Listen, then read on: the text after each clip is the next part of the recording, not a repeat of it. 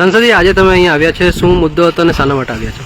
એકચ્યુઅલમાં તમને ખબર જ છે કે અમારા દમણના નદી કિનારા ઉપર આ પોલ્યુશનના જે કારણે બધા પ્લાસ્ટિક ને આ બધો ગંદો કચરો અમારે ત્યાં જમા થઈ રહ્યો હતો. એનું કારણ હતું કે આ ડમ્પ સાઇડ ઉપરથી જે દિવાલ તૂટી હતી અને ડમ્પ સાઇડ ઉપર જે ગંદકી અને કચરો ઊભો થઈ રહ્યો હતો તેનાથી નુકસાન થઈ રહ્યું હતું. એટલે અમે આજે તે દિવસે અમે આવ્યા હતા, અમે ત્યાં વિઝિટ કરી હતી અને વિઝિટમાં જોયું હતું તો ખૂબ જ ગંભીર સ્થિતિમાં હતું. મશીનો બગડેલા હતા, ડમ્પ સાઇટ ઉપર મોટા મોટા ખડકલાઓ થયા હતા અને તેનાથી પ્રદૂષણનું જે વ્યાપક છે તે વધી રહ્યો હતો. લોકોમાં હમણાં પણ મેં વાત સાંભળી અને એ વાત મેં પાર્લામેન્ટમાં પણ કરી હતી કે લોકોને કેન્સર અને ચામડીના રોગો વ્યાપક પ્રમાણમાં આ પ્રદેશમાં થઈ રહ્યા છે. ભૂજળ બગડી રહ્યું છે. તો બધા આ કારણો જે છે એના કારણોનું એક મોટું કારણ આ ડમ્પ સાઇટ છે. જેથી આજે અમે નક્કી કર્યું હતું કે આજે પોલ્યુશન વિભાગના એજી પટેલ અને કલેક્ટર અને દમણ કલેક્ટરને બી મેં મળવા માટે કીધું હતું. પણ કાલે મારી જ્યારે એજી પટેલ સાથે વાત થઈ, એમણે મને કીધું કે આજે ગુજરાતના સમન્વય સમિતિની કંઈ આજે વાપીના કાઉન્સિલર્સ એમએલએસ એમપીસની કંઈ મિટિંગ છે, એટલે આજનો સમય એ લોકો વધારે બિઝી હોય. એમ કીધું છે કે સાહેબ આ પછીની આપણે તારીખ તમે આપો, તે તારીખે આપણે સંયુક્ત વિઝિટ કરશું. તો મને પણ લાગ્યું કે ચાલો બિઝી છે તો આપણે પણ થોડોક સમય આપીએ. અને કાલથી તમને ખબર છે સોમવારથી મારી પાર્લામેન્ટનું સેશન ચાલુ થવાનું, હું જવાનું છું. આવતા શનિવારે ઓલરેડી મારી મિટિંગ છે દીવમાં, તો હું આવી શકું તેમ નથી. તો લોકોને પણ કહેવા આવ્યું હતું કે જો હવે તમે ચિંતા નહીં કરતા, આપણે આ મુદ્દા ઉપર બેસવાના નથી. હવે આપણે આના આજે પણ ગેરરીતિ છે એને રોકીને જઈશું અને આ કોઈ પણ સંજોગોમાં અહીંયાથી પ્રદૂષણને વધવા નહીં દઈએ અને રોકીને જઈશું. તો તેના માટે અમને વિશ્વાસ અપાવવા આવ્યો હતો કે તમે ચિંતા નહીં કરતા. આજની મિટિંગ ભલે એ લોકોએ સમન્વય સમિતિના કારણે કેન્સલ કરી હોય, પરંતુ હું પાર્લામેન્ટમાં પણ આ મુદ્દા ઉપર બોલીશ જ, આ મુદ્દાઓને ઉચકીશ જ. અને આજે હું જોઈ રહ્યો છું કે અહીંયા આવીને પોલીસવાળાઓનો બધાને મૂકી દીધા છે અને પોલીસવાળાઓ બધાને જબરજસ્તીથી ગભરાવવાને અને ડરાવવાની કોશિશ કરી રહ્યા છે.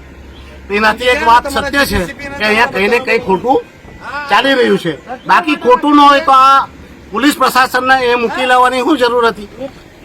મને પોલીસ વાળા એમ પૂછતા હતા તો અહીં જે દબીશ કરતા હતો એનું શું કારણ? કમિશનર તે દિવસે પણ જૂઠું બોલતો હતો.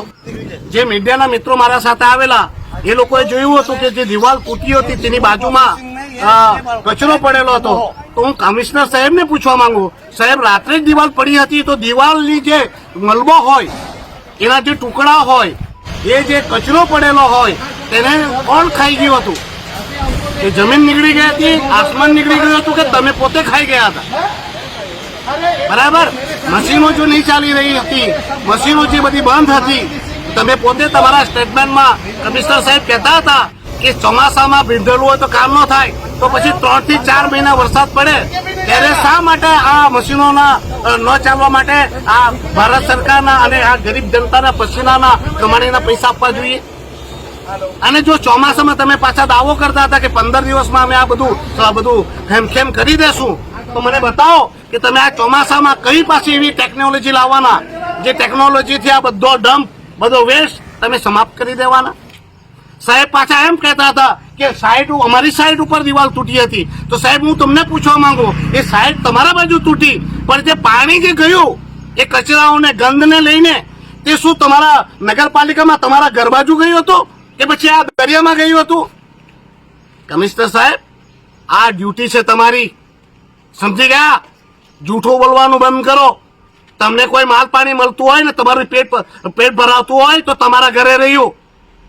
આ લોકોની જનતાની, લોકોને નુકસાનની વાત કરતા નહીં, કોઈના હેલ્થ સાથે ખેલવાડ કરવાનું કરશો નહીં.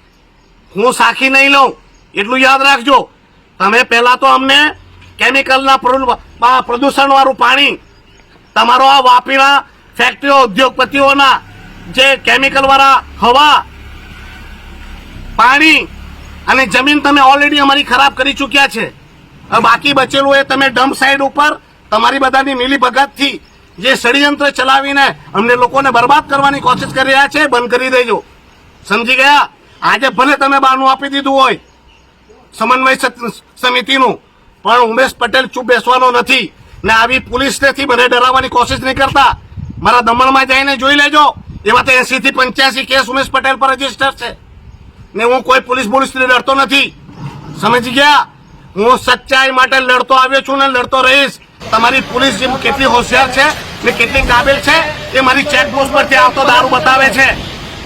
સમજી ગયા? ને જે દિવસે હું ઉઠી પડ્યો ને અને જે દિવસે ચેકપોસ્ટ પર બેસી ગયો તે દિવસે ખબર પડશે કે કોણ સાચું અને કોણ ઈમાનદાર છે.